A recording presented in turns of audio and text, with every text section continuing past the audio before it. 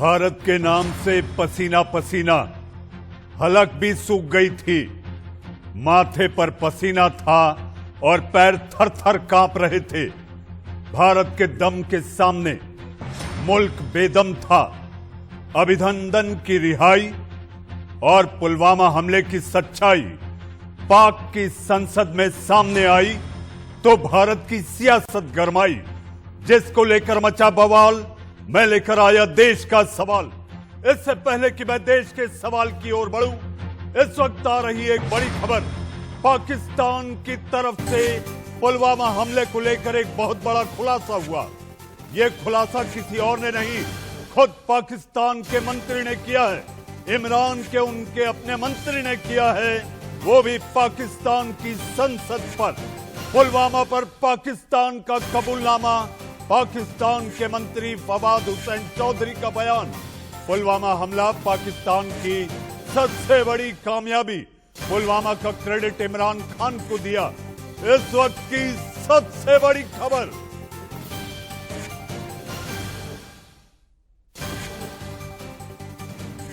Speaker जनाब शाह महमूद कुरैशी साहब की टांगें कांप रही थी, कह रहे थे हिंदुस्तान हमला कर रहा है। हमने हिंदुस्तान को घुस के मारा है जनाब स्पीकर। वहां पे पुलवामा में जो कामयाबी है, पुलवामा में जो हमारी कामयाबी है, वो इमरान खान की क़यादत में इस कौम की कामयाबी है। उसके हिस्सेदार आप भी सब हैं, उसके हिस्सेदार हम भी सब हैं। पुलवामा के वाकये के बाद जिस तरीके से हमने घुस के मारा हिंदुस्तान को। कल पीपीपी के नेता अयाज सादिक ने यह खुलासा किया था कि आखिर अभिनंदन और भारत के डर से कैसे थर्रा गया था पाकिस्तान। तो आज बड़बोले मंत्री इमरान खान के बड़बोले मंत्री पिद्दी, जी हां पिद्दी पाकिस्तान के बयान को आपने सुना। पाकिस्तान की तरफ से एक के बाद एक नए खुलासे हो रहे हैं। इसी कड़ी में एक और खुलासा हुआ है।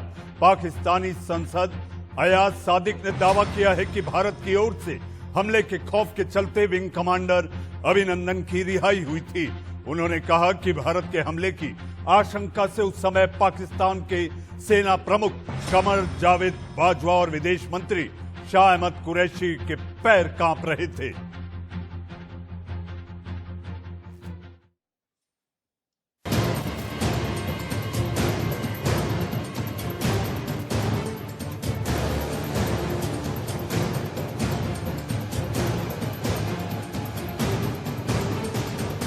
और पाकिस्तान में भारत की सेना का खौफ एक बार फिर दिखा और इसका खुलासा वहीं के सांसद अयाज सादिक ने किया।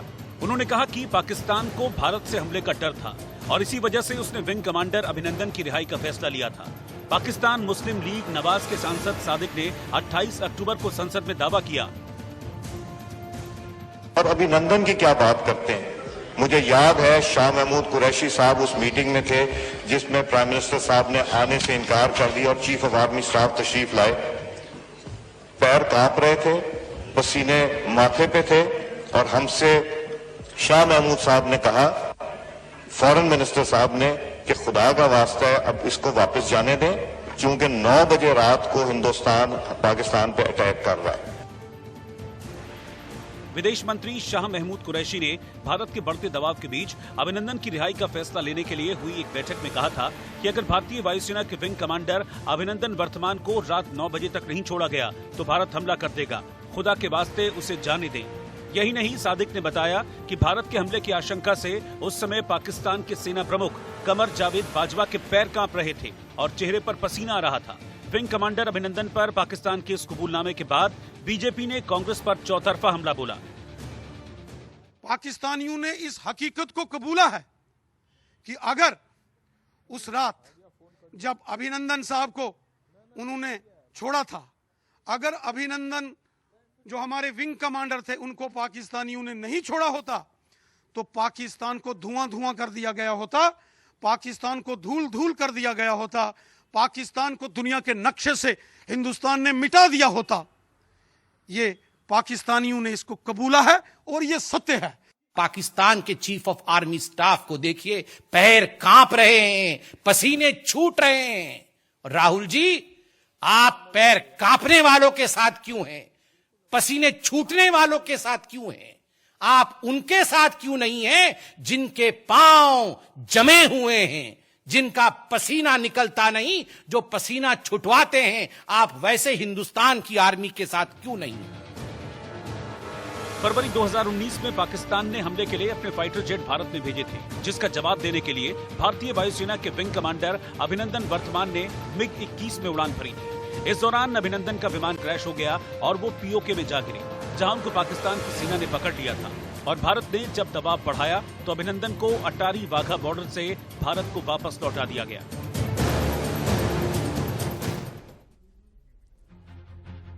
पाकिस्तान अगर जरा सी गुस्ताखी करता तो धुआं धुआं धूल धूल हो जाता। पुलवामा और अभिनंदन पर पाकिस्तान के इस खुलासे के बाद सवाल उठ रहे हैं और सवाल उठना लाजमी है। क्या पाकिस्तान को मिलेगी पुलवामा हमले की सजा? पाकिस्तान के कबूलनामे पर मोदी का क्या होगा अगला एक्शन? कबूलनामे के बाद अंतर्राष्ट्रीय मंच पर क्या सफाई देगा पाकिस्तान? क्या एयर स्ट्राइक पर विपक्ष को अब भी शक है? इन्हीं सारे सवालों को लेकर मैं लेकर आया हूं देश का सवाल।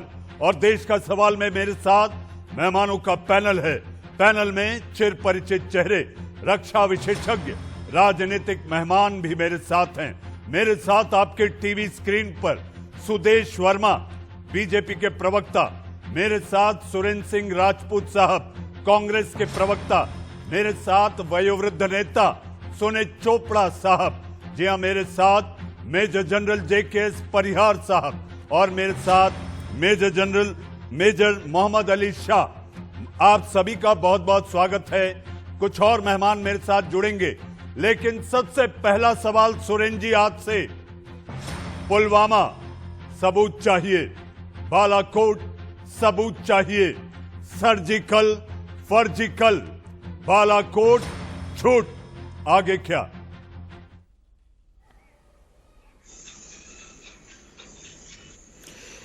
बहुत बढ़िया बातें आप कर रहे हैं मनीष भाई, और ये देखिए कितनी मजेदार चीजें हो रही हैं कि बिहार के पहले फेस के चुनाव से जिनकी हवाइयां उड़ी हुई हैं, जो लोग धरती पर पैर नहीं रख पा रहे हैं, अब उनको असिस्टेंस करने के लिए उनके पाकिस्तानी मित्रों ने क्या किया है वो आपके वो सामने तो आपके मित्रों होने की बात करते हैं। आपके नाम का कहीं परेशानी में वहां गिरती पर है। डोजियर में पहली लाइन लिखी गई आपके नाम से, यानी आपकी पार्टी के नेता के नाम से वहां पर मेजें थपथपाई गई। बिहार इलेक्शन क्या पाकिस्तान के नेता आके लड़ने वाले हैं जो आप बिहार की दलील दे रहे हैं सुरेंद्र जी? मनीष भाई, थोड़ा सा मेरे ख्याल से गंभीरता से मुझे सुन करके तब जवाब लीजिएगा, और अगर बीच में बोलेंगे तो मुझे फिर और भी बातें कहनी पड़ेंगी। मेरा आपसे एक अनुरोध है कि आप पूरी बात सुन लीजिएगा। मैं आपको निवेदन कर रहा हूं पूरी तरीके से, जो लोग बिना बुलाए जाकर के बिरयानी खाने वाले लोग, जो लोग पठानकोट के हमले पर ISI को बुलाने वाले लोग, जिन लोगों ने क्या नाम है कि अटल बिहारी वाजपेयी जी की बस को ले जाने वाले लोग, 10 साल तक भारतीय प्रधानमंत्री डॉक्टर मनमोहन सिंह रहे, उन्होंने पाकिस्तान की धरती पर कदम नहीं रखा, वो लोग आज क्या अचानक से पाकिस्तान में अचानक हो क्या गया है कि जब इमरान खान यहां पर चुनाव हो रहे होते हैं तो कहते हैं अगर नरेंद्र मोदी जीतेंगे तो यह पाकिस्तान के लिए बहुत अच्छा होगा। वहां के प्रधानमंत्री का आधिकारिक बयान और वहां के पूर्व प्रधानमंत्री की पैर छूने वाले मिस्टर नरेंद्र मोदी, आखिर अचानक से क्या हुआ कि बिहार के पहले फेज के बाद वहां से ये सारी भाषा आने लगी, ये बातें आने लगी, क्योंकि बिहार में भाजपा की धरती की जमीन खिसक गई है। बिहार को लेकर नहीं है। मैंने आपसे सवाल किया सुरेंद्र जी, आप विदुषी प्रवक्ता हैं, मेरा सवाल आपसे था कि सबूत गैंग को सबूत मिल गए, वो भी पाकिस्तान की संसद में ये कबूलनामा है कि पुलवामा हमला इमरान सरकार ने करवाई, पुलवामा हमला इमरान खान की सरकार की कामयाबी है।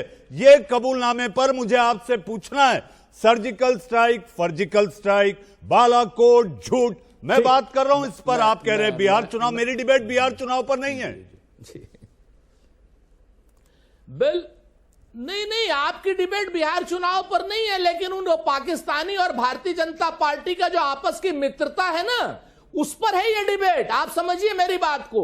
और इतने बड़े कबूलनामे के बाद मनीष, अगर इस समय तक भारतीय जनता पार्टी ने आधिकारिक रूप से पाकिस्तान के ऊपर अटैक कर देना चाहिए था। आपके नेता ने तो ट्वीट भी नहीं किया, पूरा देश आपके नेता ने ट्वीट भी नहीं किया। पूरे देश के साथ में अयाज सादिक के बयान के बाद आपके नेता का कोई ट्वीट नहीं है। सुरेंद्र जी, आपके नेता का कोई ट्वीट नहीं है। अयाज सादिक के बयान के बाद आपके नेता का कोई ट्वीट नहीं है। सुदेश वर्मा आपने पाकिस्तान को हथियार बनाया है। मैं मनीष अवस्थी जिम्मेवारी से कह रहा हूं कि भारत पाकिस्तान पर हमला करे, पाकिस्तान पर हमला करे और नरेंद्र मोदी इस हमले का नेतृत्व करें, पूरा देश साथ होगा। सुरेंद्र जी, आपके नेता एक ट्वीट करेंगे आपको। सुदेश वर्मा और सुरेंद्र राजपूत जी को लाएं, फिर मैं major general Pariyar, wing commander Bakshi और मेजर अली शाह के पास चलूंगा। सुदेश वर्मा और सुरेंद्र जी, मेरी आवाज मिल रही है आपको? जी मिल रही है। हाँ जी, देखिए ऐसा है ना कि इस पागलपन का मैं क्या जवाब दूं। आज सुरेंद्र राजपूत जी किस तरह की बात कर रहे हैं, मैं बहुत आश्चर्यचकित हूं। देखिए ऐसा थोड़ी ना होगा कि बीजेपी को एक राज्य में जिताने के लिए पाकिस्तान अपने ही सरकार के इस चीज को एडमिट करेगा जिसके खिलाफ भारत लड़ता रहा है। अब हमें इंटरनेशनल फोरम पर कुछ प्रूव करने की आवश्यकता नहीं है। पाकिस्तान सुदेश वर्मा जी, पाकिस्तान पर हमला कीजिए, चाहते थे और पाकिस्तान पर हमला कीजिए सुदेश वर्मा, पूरा देश आपका साथ देगा। नेस्त नाबूद कर दीजिए पाकिस्तान को, पाकिस्तान को नेस्त नाबूद कर दीजिए, पाकिस्तान को खंड खंड कर दीजिए, जैसे कांग्रेस पार्टी ने 1971 में किया था। पाकिस्तान को 2 टुकड़े कर दिए थे, आप पाकिस्तान के 5 टुकड़े कीजिए, पूरा देश आपको सैल्यूट करेगा, पूरा देश आपको सैल्यूट करेगा। ये पाकिस्तान में बिरयानी खाने वाले लोग, ये वहां टुकड़े टुकड़े गैंग वाले लोग, ये पठानकोट में ISI बुलाने वाले लोग आज ये लड़ाई जीतेगा आतंकवाद के खिलाफ। पाकिस्तान के मित्र हैं नवाज चौधरी ने जब ये मान लिया है, इसके बाद कुछ नहीं रहता।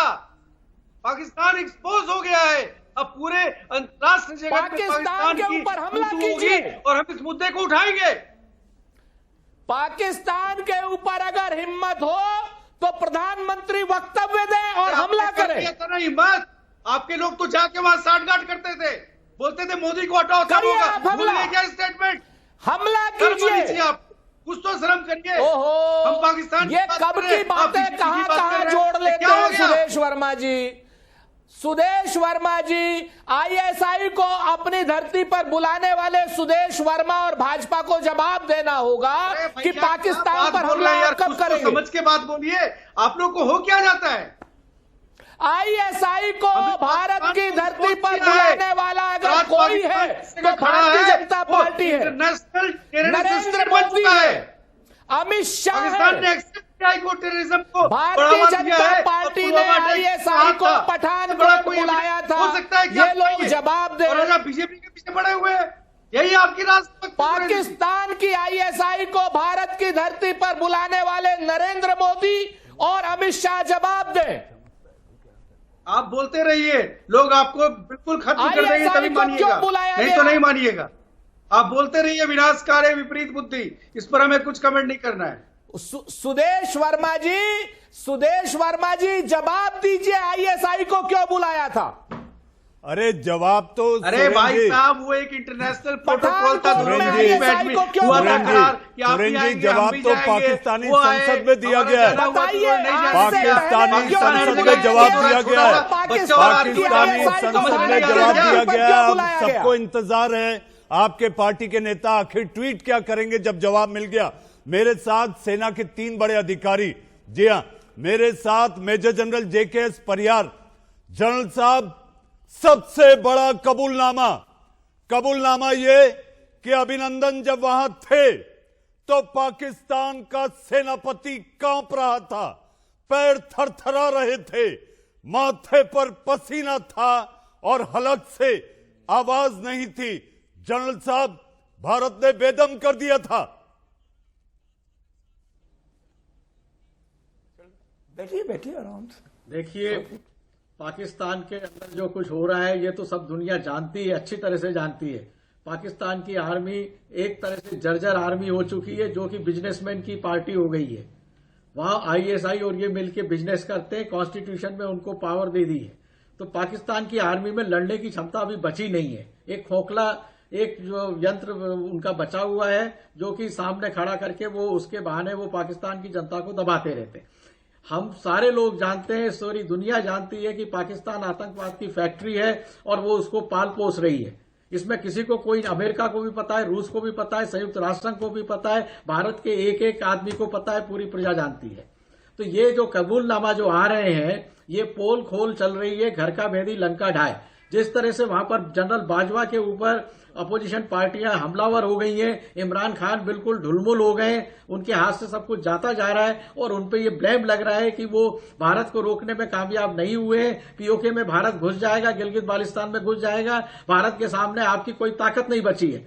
ये दिखाने के लिए, वो अपनी झूठी शाबाशी दिखाने के लिए हमने ऐसा कर दिया। दुनिया जानती है और अच्छी बात है, उन्होंने बोला है कि हमने ऐसा कर दिया, उससे हमारा पक्ष जो और मजबूत होता है। मगर इसमें कोई आश्चर्य नहीं है, ये उनकी इंटरनल पॉलिटिक्स है। जैसे हमारे यहाँ इंटरनल पॉलिटिक्स होती है, हर जगह होती है। अब वो इस लेवल पे पहुंच गई है कि वहां पे पहली बार आर्मी के खिलाफ लोग खड़े हो गए और वो एक ऐसा अभूतपूर्व संकट वहां पे आ चुका है, जिसमें कि आर्मी और इमरान खान को एक दूसरे को नीचा दिखाने का मौका मिला है। जनरल परियार, आपने इंटरनल पॉलिटिक्स की बात की, देश के सवाल पे मंच पर अभी किस तरह की सियासत हो रही थी ये भी आपने सुना। मेरे साथ सुनीत चोपड़ा साहब हैं। सुनीत साहब, सबूत गैंग को सबूत चाहिए थे, पुलवामा हो जी, बालाकोट हो। सुनीत साहब, सबूत तो पाकिस्तानी संसद ने दे दिए, अब आगे क्या? पहली चीज हमें समझनी चाहिए कि पठानकोट में भी हमारे लोगों का नुकसान हुआ, हमारे फौजियों का नुकसान हुआ। कारगिल हमें जीतना पड़ा तो अपने देश में जीतना पड़ा, हमारे फौजियों का नुकसान हुआ। गलवान हमें, हमारे फौजियों का नुकसान हुआ। मेरा ये कहना है, कृपा करके हमको अपने आप को एक हिंदू पाकिस्तान नहीं बनाना है। हमारा देश पाकिस्तान से बड़ा है। हमारा देश एक धर्मनिरपेक्ष देश है। पाकिस्तान धर्मनिरपेक्ष देश नहीं है। वो लोग एक धर्म की सीमाओं में बटे हुए हैं और बंधे हुए हैं। हमने उनको हरा के बांग्लादेश का युद्ध जीता है।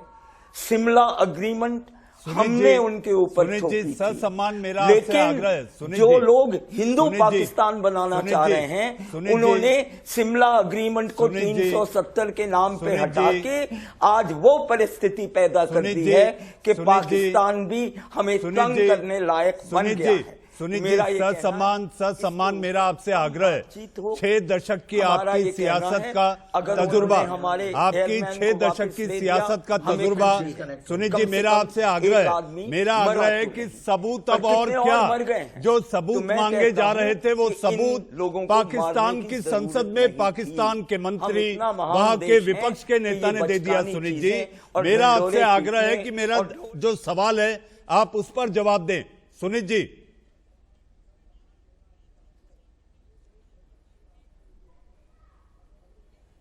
सुनीत जी तक आवाज नहीं जा रही है। सुदेश जी आप आए, फिर मैं विंग कमांडर प्रफुल्ल बख्शी और मैं छोटा सा काउंटर देना चाहता हूं। उन्होंने बोला नुकसान हुआ, नुकसान हुआ। क्या नुकसान हुआ? शहादत हुई हमारी सेना की, भारत मजबूत हुआ। चाइना को दे दे पूरा भारत, पाकिस्तान को दे दे, कोई नुकसान नहीं होगा। सेना किसकी है? उन्हें खदेड़ने के लिए है। अगर वो हमारे तरफ आंख उठा के देखती है तो हमारी संप्रभुता को रिप्रेजेंट करती है। सेना की शहादत को नुकसान मत बोलिए, नतमस्तक होइए। भारत सक्षम है और ऐसे कोई भी आक्रमण होंगे उसका जवाब देगा। हेलो, तुम दबा के नहीं भागेगा कि शहादत हो जाएगी। जी सुदेश जी शायद कोई तकनीकी खराबी है, सुनीत जी तक आवाज नहीं जा पा रही है। हमारे साथ retired wing commander Prafulla Bakshi साहब, रक्षा विशेषज्ञ। प्रफुल्ल जी, मेरा सवाल आपसे, अभिनंदन का वंदन है। पाकिस्तान भी थर्रा गया था F-16 को जब अभिनंदन ने अपना पूरा कला कौशल और हवाई कलाबाजी से पवन पुत्र बनकर जब पाकिस्तान में टूट पड़ा था, पाकिस्तान थर्रा गया था।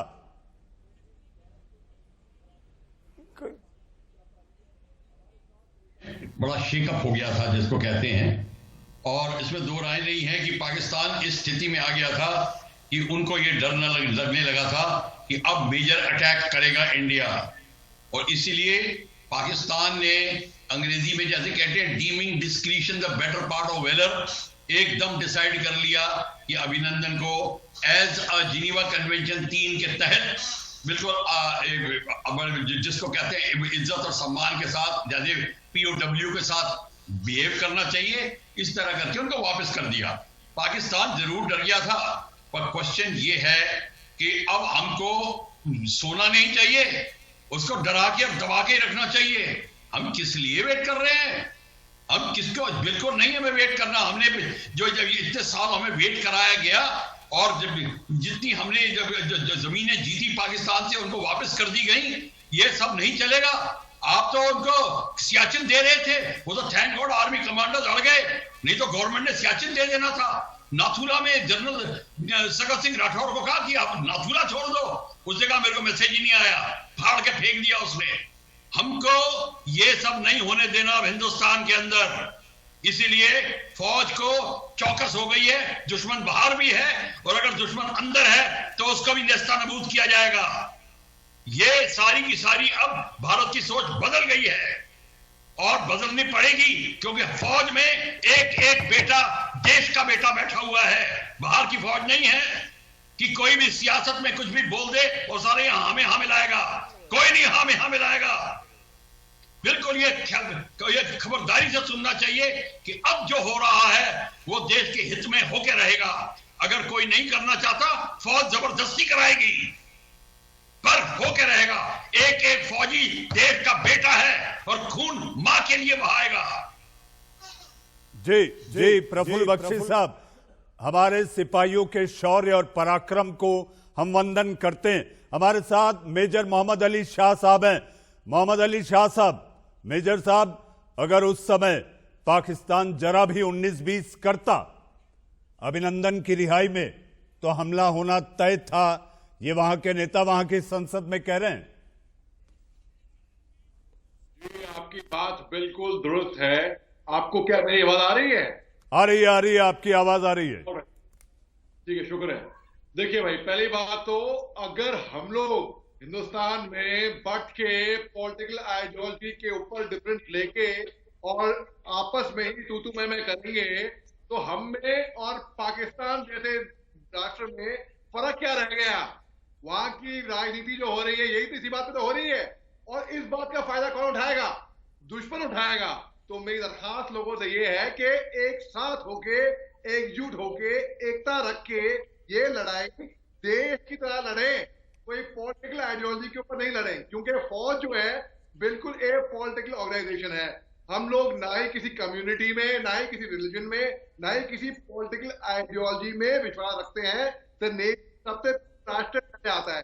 दूसरी भाई, जब पुलवामा हमला हुआ था तब इमरान खान साहब ने क्या कहा था? क्या उन्होंने कहा था कि ये हिंदुस्तान ही अपने अंदर पाकिस्तान को बदनाम करने के लिए ये हमले करा रहा है? और ये साबित हो गया। इमरान खान का ही मंत्री, उनका मिनिस्टर कह रहा है कि ये पाकिस्तान के लिए बहुत बड़ी कामयाबी थी। अरे भाई, क्या हुआ था? वो सुसाइड बॉम्ब था, टेररिस्ट अटैक था, वो कोई मिलिट्री ऑपरेशन नहीं था कि हवाई जहाज से कोई जाके एयर स्ट्राइक्स करे या कोई सर्जिकल स्ट्राइक्स करे। हमने फौजी तरीके से उनका जवाब, मुंह तोड़ जवाब दिया है उनको। और वो लोग क्या कह रहे हैं कि उन्होंने टेररिस्ट को भेजे, सुसाइड बॉम्बर को भेजे। मेजर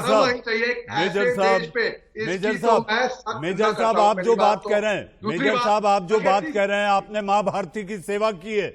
हमारे साथ सुरेंद्र सिंह राजपूत साहब हैं। सुरेंद्र जी, आपने रक्षा विशेषज्ञों को सुना होगा। जहां तक सबूत की बात है, सबूत की बात सामने आ गई, सबूत भी मिल गए। मेरा सवाल आपसे है, जिस इमरान खान ने यह कबूल लिया, उनकी सरकार ने कबूल लिया कि पुलवामा हमने किया, आप लोगों ने इमरान खान को स्टेट्समैन बताया था, आपको याद होगा।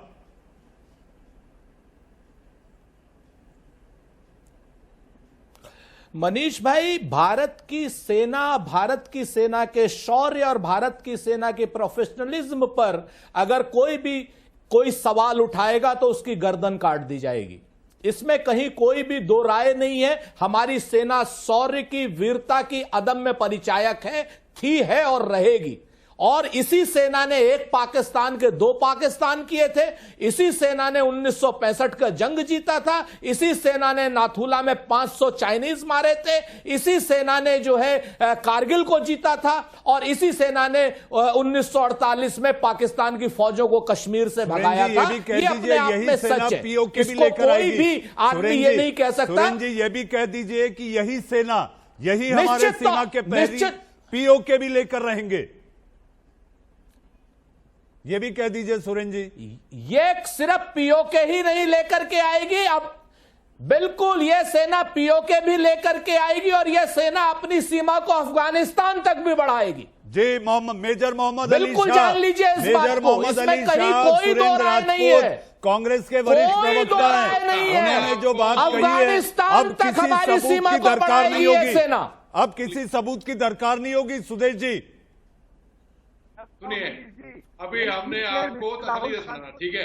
अब आप ये सुनिए, पाकिस्तान क्या कह रहा है कि अगर वो विंग कमांडर अभिनंदन को नहीं छोड़ दे तो रात के 9 बजे हिंदुस्तान उन पे धावा बोल देता। पहली बात तो उनकी खबर, उनकी जासूसी, उनकी इंटेल रिपोर्ट हम धावा जरूर करते उन पे, लेकिन रात के 9 बजे का प्रोग्राम नहीं था, सुबह 6 बजे का प्रोग्राम था। तो पाकिस्तान तो वहीं पे ही फेल। पहली बात तो, दूसरी बात मेजर साहब मैं आपके पास आऊंगा। सुदेश वर्मा आप कुछ कहना चाहते हैं? सुदेश जी आप अपनी बात कहें, फिर मुझे हेडलाइंस के लिए रुकना है। सुदेश जी आप अपना वक्तव्य दें, उसके बाद हेडलाइंस के लिए रुकना है। मेजर साहब बोल रहे थे इसलिए मैं रुक गया, क्योंकि ये बहुत ही इंडेप्थ वाली बात बोलेंगे। मेरा तो इतना गुजारिश है सुरेंद्र राजपूत जी से कि कृपया मिस्टर राहुल गांधी को ये इतिहास समझा दे। पुलवामा हुआ था तो उन्होंने मिलिट्री पर क्वेश्चन क्यों किया? सर्जिकल स्ट्राइक हुआ तो उन्होंने हमारे ने ब्रीफ किया तभी क्वेश्चन क्यों किया? ये मुद्दा है। आप सेना के तो होते नहीं मानते, तो क्या आपको लगता है कि मोदी जी क्रेडिट ले लेंगे? प्रॉब्लम आपका ये है, आज जब पाकिस्तान ने खुद मान लिया है तो उसे ही एक्ट ऑफ टेररिज्म किया था, तो हम सबको साथ खड़ा होना चाहिए, पाकिस्तान के खिलाफ खड़ा होना चाहिए।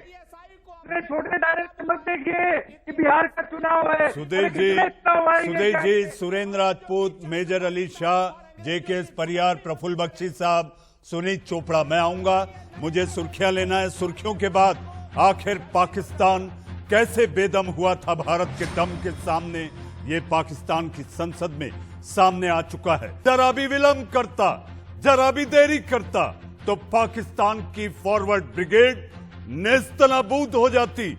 जी हाँ, इसी पर चर्चा करने के लिए मेरे साथ मेहमानों का पैनल है। पैनल में विंग कमांडर बख्शी, मेरे साथ major Mohammad Ali Shah, major general JKS Pariyar, Surendra Singh Rajput, Sudesh Verma और सुनीत चोपड़ा साहब मौजूद हैं। सबसे पहले सुनीत चोपड़ा साहब, आप तक मेरी आवाज नहीं पहुंच पा रही थी। मेरा सवाल आपसे, जो कबूलनामा पाकिस्तान की संसद में सामने आया है, अब आप सबूत नहीं मांगेंगे जिन हमलों को लेकर आप लोग उंगलियां उठाते थे और यह तक कहा गया था कि प्रधानमंत्री मोदी और इमरान खान की मैच फिक्सिंग है। दे दूं ये लो।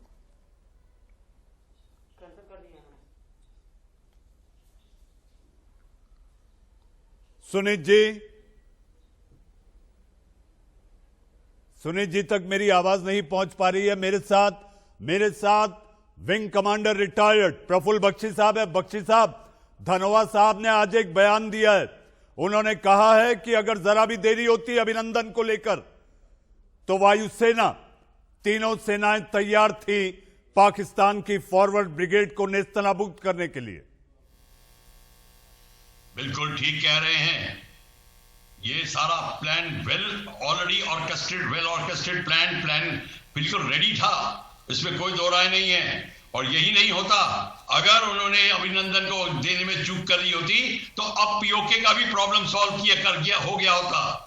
ये तो एक पाकिस्तान ने अपनी जान बचा ली और अपनी खाल बचा ली कि उन्होंने अभिनंदन को एक सम्मान सहित Geneva convention number third Geneva convention के तहत, पीओडब्ल्यू के तहत उन्होंने उनको वापस कर दिया और ये उन्होंने अपनी रक्षा कर ली। पर बात सारी ये है कि हमारे को अब डिसाइड कर लेना चाहिए हमारी पॉलिटिकल रिक्वायरमेंट्स क्या हैं, और हमारी मिलिट्री जो ऑब्जेक्टिव वही पॉलिटिकल रिक्वायरमेंट बन जाएगी, और हमको ये अब पॉलिटिक्स और मिलिट्री में तालमेल करके रखना पड़ेगा, जिसमें कहते हैं कि उसमें कोई लैक्स नहीं होना चाहिए। और जितनी जल्दी हमें पीओके लेना है, मैं अभी भी बता रहा हूं, पीओके का ना लेना हमारे लिए बड़ा भारी पड़ रहा है। जल्दी से जल्दी हमें पीओके लेना पड़ेगा। जी बख्शी साहब, मेजर मोहम्मद अली शाह साहब, अब ये साबित हो गया है कि बालाकोट पर जो हमला हमने किया था उससे पाकिस्तान अब मुंह नहीं चुरा सकता, अपनी बगले नहीं जाग सकता ये कहकर कि ऐसा तो हुआ ही नहीं था।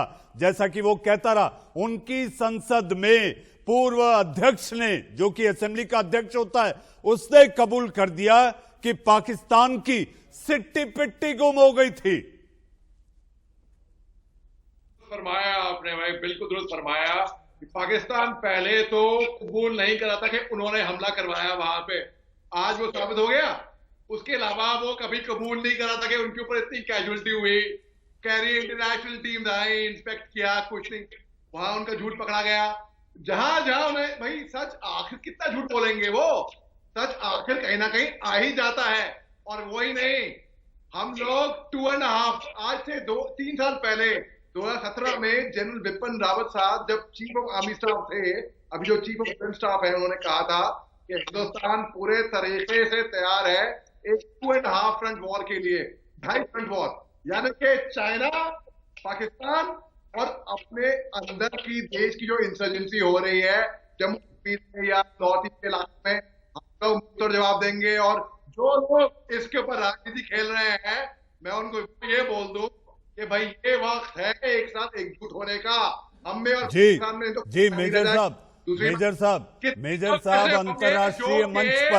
अंतर्राष्ट्रीय मंच पर पाकिस्तान की कलई खुल गई है।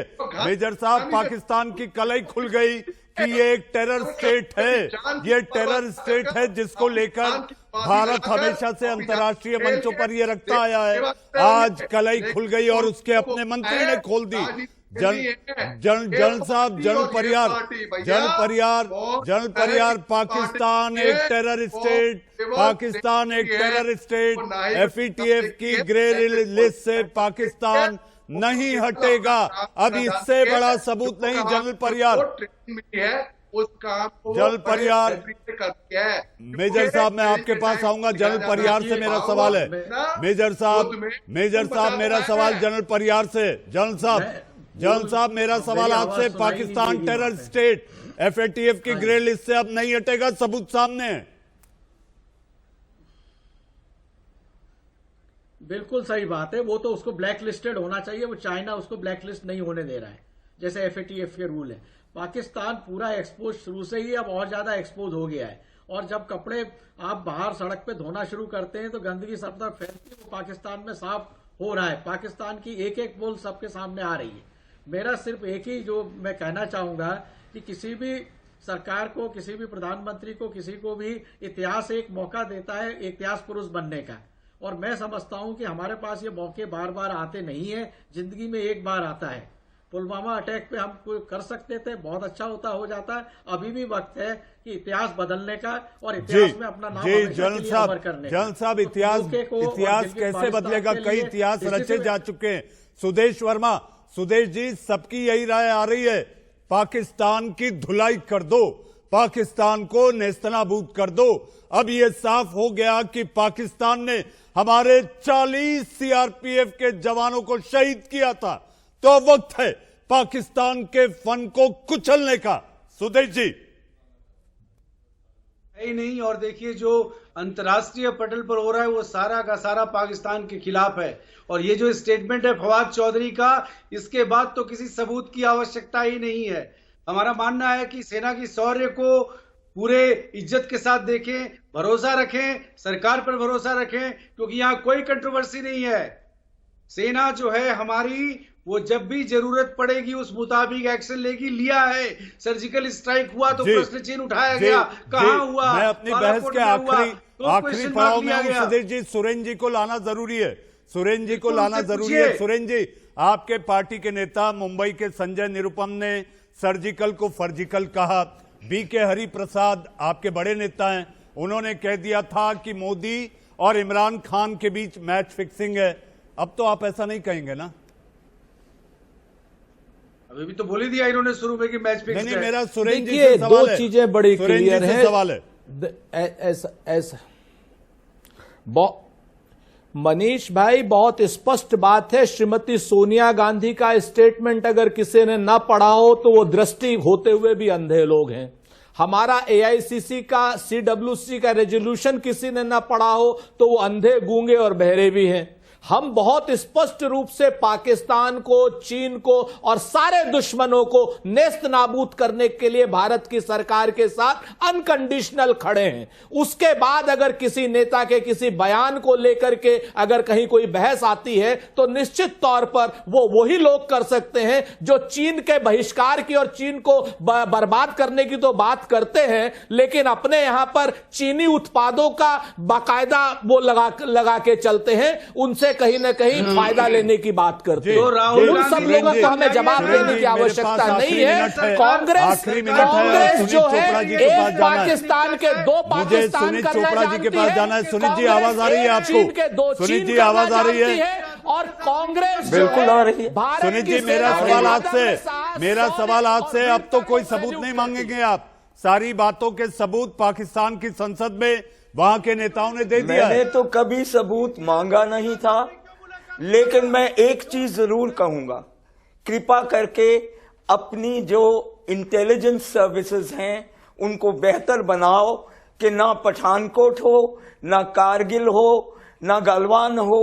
हमारा ये कहना है कि अगर आपकी इंटेलिजेंस बेहतर होगी तो आप और भी आगे जा सकते हैं और हमारे देश की जनता का और हमारे देश की फौज का नुकसान ना हो। मेरे को उन आदमियों के बारे में है, मेरे को हथियारों के बारे में कुछ सुनीत जी, आपके बयान और वक्तव्य के साथ मैं देश का सवाल खत्म करना चाहता हूं, लेकिन कुछ कहते हुए मैं कहना चाहता हूं कि पाकिस्तान की संसद में हुए खुलासे के बाद अब वक्त आ गया है पाकिस्तान को सबक सिखाया जाए, जिसके जरिए हम उसके पड़ोसी, उसके अपने दोस्त चीन को भी संदेश दे सके। हमारे साथ आज आप लोग जुड़े मेजर जनरल परिहार, विंग कमांडर बख्शी साहब, मेजर मोहम्मद अली शाह, सुरेंद्र राजपूत जी, सुदेश वर्मा और सुनीत चोपड़ा, आपका बहुत बहुत धन्यवाद।